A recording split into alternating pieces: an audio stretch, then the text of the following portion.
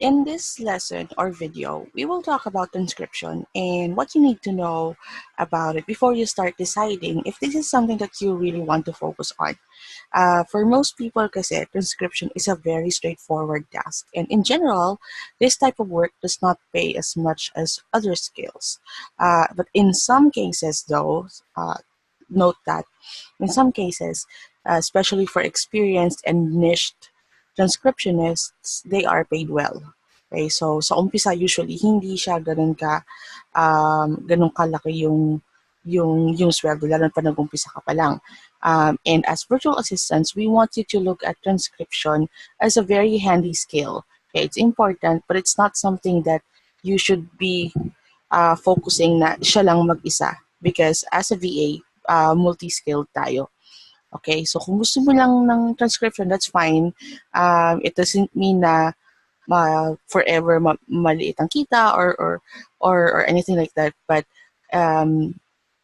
especially sa mga nag-uumpisa, we find na medyo steep ang competition and medyo mababa yung starting rate.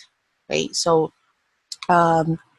in some cases, for virtual assistants like us, hindi siya yung isang bagay na fino-focus natin palagi and you don't even do this every day. Okay? So, what is transcription? Right? So, also known as transcribing, it's a process which converts speech, either live, audio, video, recorded, into a written text document. Okay? So, simply put, yun yung pagko-convert mo ng audio to a text document. And when we say converting, usually typing yon. So either manually typing or using a software. And yes, may mga software, minsan ang tawag natin doon, speech-to-text software na tinatawag, but most clients, they prefer transcriptionists because of its accuracy and may mga audio na talks about medyo specialized skill yung or knowledge yung kailangan na meron ka. And yung mga software, wala silang ganun, let's say medical terms. Okay? Hindi lahat accurate sa ganun. That's why it's still something na pinapasa nila sa freelancers, sa mga tao. So, para saan ba usually ang transcription? Okay, so meeting minutes, pwedeng live sa call, andun ka, nakikinig ka, you're listening to the recording after, para sa mga napag-usapan ng meeting and may copy yung lahat ng umattend. Okay, we'll talk about meeting minutes at a later part of this video, but it's good for keeping track ng mga napag-agreehan ng mga parties doon sa meetings, mga decisions nila, and it's also good for reminders kung ano yung mga kailangan nilang gawin. Okay? So, another thing na pinaggagamitan ng transcription is have a document or transcript of what was talked about during an event, pwedeng workshop, pwedeng speech, ganyan. Subtitles for videos, ano na yung videos pero gusto ng subtitle for other people, pwede ring kung ano yung sinasabi, yun yung subtitle sa baba, or you're actually typing kung ano yung sinasabi so that it can be translated to another language. Okay, so it's also good for writing down audio for audio or voice instructions, and yun, prescriptions of mga medical professionals, mga doctors, and creating content from podcasts or videos. Mga blog creators, they do this as well. So, minsan nire-recycle nila yung topic. Let's say meron silang audio interview or video interview, and gusto nila pa rin gumawa ng blog post about that. So, ipapatranscribe nila yung mga napag-usapan. And then they can create snippets from the transcript. So, there are generally three categories of transcription. So, first is verbatim. Okay, ito yung laging maririnig mo, verbatim. Verbatim means exactly kung ano yung sinasabi. Yun ang isusulat mo. 100%, kahit anong sabihin. It's usually used for legal purposes, mga movie subtitle, kung saan explicitly ano yung sinabi kahit mali yung grammar, mali yung information, even yung mga ums and ahs or we call them fillers, ilalagay mo siya. Okay, may mga background sounds, ilalagay mo rin siya, yung mga let's say, audience was clapping, ilalagay mo rin siya. Okay, verbatim ang tawag doon. Okay, next would be edited transcription.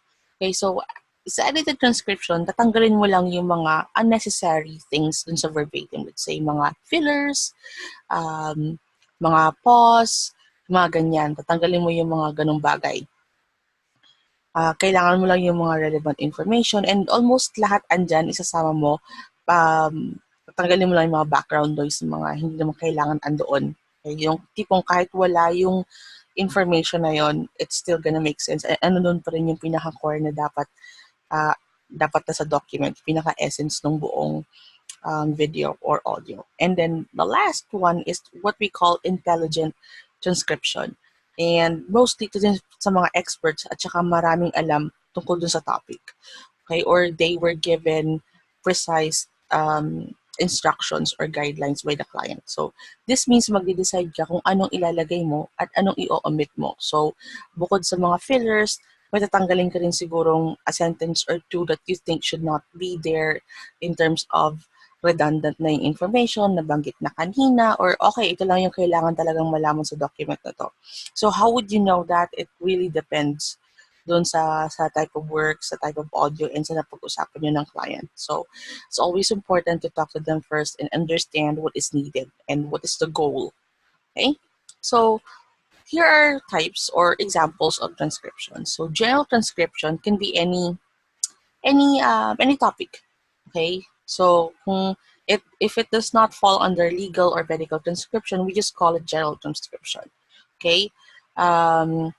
Now, legal transcription, yung audio or video is about legal proceedings, yung mga pinag-uusapan tungkol sa mga topics and may nababanggit mostly ng mga legal terms, mga bagay-bagay, yung mga ganon.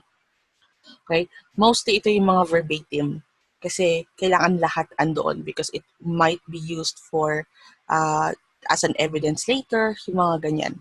But legal transcription, kailangan medyo maalam ka about legal terms. Same as medical. Ito naman usually yung mga audio ng mga prescription ng doctors sa mga patient nila, ano yung gamot, pangalan ng gamot, dosage, kailan iinom, or it can be anything basta may medical terms. Okay?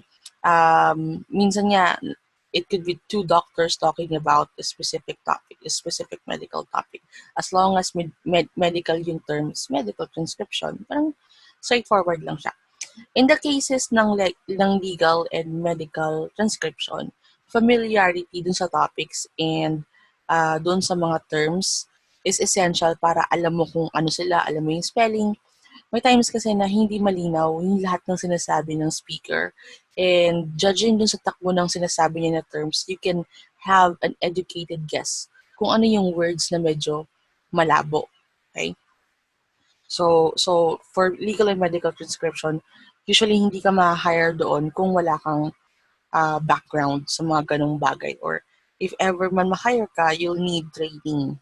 Right? So, when we talk about transcription, ito yung mga bagay na kailangan meron ka or it would be good to have these. So, a good headset, okay, great listening skills, fast typing ability, and apps like Express Scribe. This is more on sa mga transcribers na talaga, sa mga transcriptionists na talaga. For VAs, it's good that you have this. Pero it's not really necessary most of the time. So, okay. So, let's have an example here. Ito siya, very, very simple. Narinig mo kunwari yung audio and then tinype mo lang siya. Okay, so we can call this as an edited transcription because if ever man na merong fillers like as, ganyan, hindi na sinama. Ito lang yung mga sinabi because ito lang yung importante. Okay, so another type is this. Ito pwede natin tawagin tong verbatim if lahat andito. Okay, pero in some cases, may mga timestamp. So, ito yung tinatawag natin na timestamp. Timestamp means na kung ano yung time dun sa recording, dun mo siya ilalagay. Why? Because siguro yung makikinig later, kailangan nilang balikan is exactly dun sa time kung kailan sinabi. So, parang information yun na kailangan. Okay? Yun. Tapos, so nilagay mo siya. Minsan nga, may ganito pala, end of recorded material. Minsan may sasabihin sa hindi mo maintindihan talaga for the life of you. Minsan nilalagay natin doon inaudible. Okay? So when you're thinking of kung ano yung standard na itsura ng transcription, there's really no widely used standard because it's different depende sa saan gagamitin, anong klaseng audio yung meron. Okay? Now, since as virtual assistants, yun nga, this is not something that we do every day, but this is something that is essential, especially for executive virtual assistants. Kasi this one is most probably yung mas madalas natin gawin for VAs, PAs, and executive VAs. So we call this minute taking. So it's essential because it writes down yung mga importanteng bagay sa isang meeting. Okay? So, meeting like team calls, client meeting, kahit ano. Okay, so, this is an example. As you can see, napakasimple lang. Now, this meeting could have lasted anywhere from 30 to 1 hour. 30 minutes to 1 hour. Pero, ito lang yung mga kailangan na nakalagay doon. So, what was the agenda? What did they agree on? Mga to-do list. Next meeting, mga ganyan, who were in that meeting, when did it take place, okay? Kasi, tulad dito sa example, yung conversation, verbatim conversation is not really important, but yun lang talagang pinaka-gist ng napag-usapan nila. The idea here is to not transcribe lahat ng sinabi. Yun lang importante at kailangan alam ng lahat para dun sa umattend, para may copy sila, at para dun sa mga dapat andoon. For some reason, they weren't there. Okay, so here is a simple checklist for minute taking. So make sure that you have these, ito, date and time, names. Now,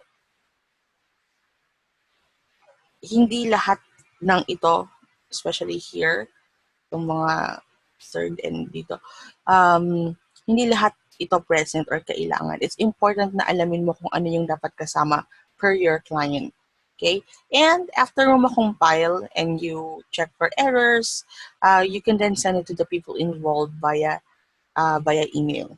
Okay? Kasi yun talaga yung pinaka-idea ng minute taking sa meetings, especially for business owners. It's really just to have something na tangible na, okay, ito yung napag-usapan natin because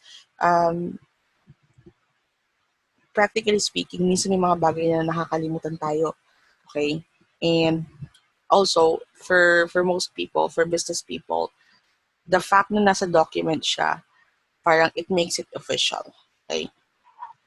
So, so for example, or in some cases, nag-meeting na, they've agreed on something, or and then they had to cut the meeting short, or they simply didn't have time. You can send them the minutes, and then if they wanted to add more, they can just reply. Okay, so para mas nasi-streamline yung process ng usapan. So, minutes and transcripts, may standard formats ba? Like I said, nothing is really widely used. Depende pa rin kung saan gagamitin and ano ba yung tinatranscribe mo. So when negotiating for this kind of task, kailangan alamin mo tong, especially ito sa taas, itong mga to.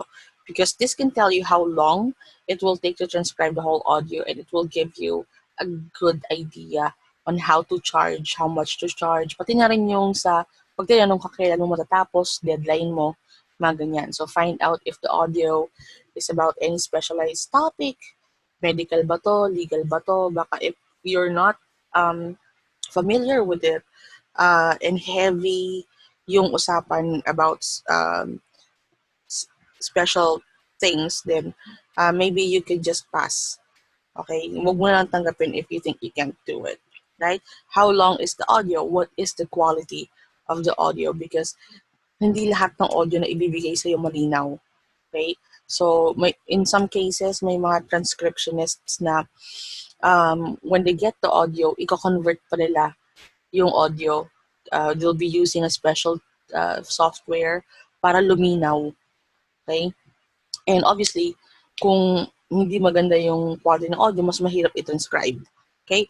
And some transcriptionists, they check for accent, or some of them, they specialize on a specific accent. For example, uh, they are very good with the Australian accent, the British accent, yung mga ganon, and how many people are talking. In some cases, may mga transcriptionists na kung mas maraming tao nagsasalita, mas mahal yung bayad. Okay? So, yun, this will give you an idea kung ano ba yung pinapasok mo. Now, when you're doing transcription tasks or one-off jobs, you can be paid by the audio hour. So when we say audio hour, it's not the number of hours that took you para tapusin, but it's actually the number of hours or minutes dun sa pinaka-audio na transcribe mo. Okay, so let's say uh, ang audio hour mo is $10 per hour, and you were given a 30-minute um, file. Okay, so 30 minutes yung file, and it took you, let's say, 2 hours to transcribe. Okay? So, ang babayaran sa'yo is $5. Okay? So, ganon ang audio hour. And it could also be per project. Let's say, parang bulto yung pagbabayad sa'yo. So, they'll give you this much hours, and then this is the deadline, and this is the payment. Okay? So, when negotiating, as always, on a per project basis, try to gauge how many hours you think will take you to finish the job, and then multiply mo sa basic hourly rate mo. And then from there, you can go higher or you can go lower. Okay? And that's it for transcription. So if you have any questions, please feel free to let us know.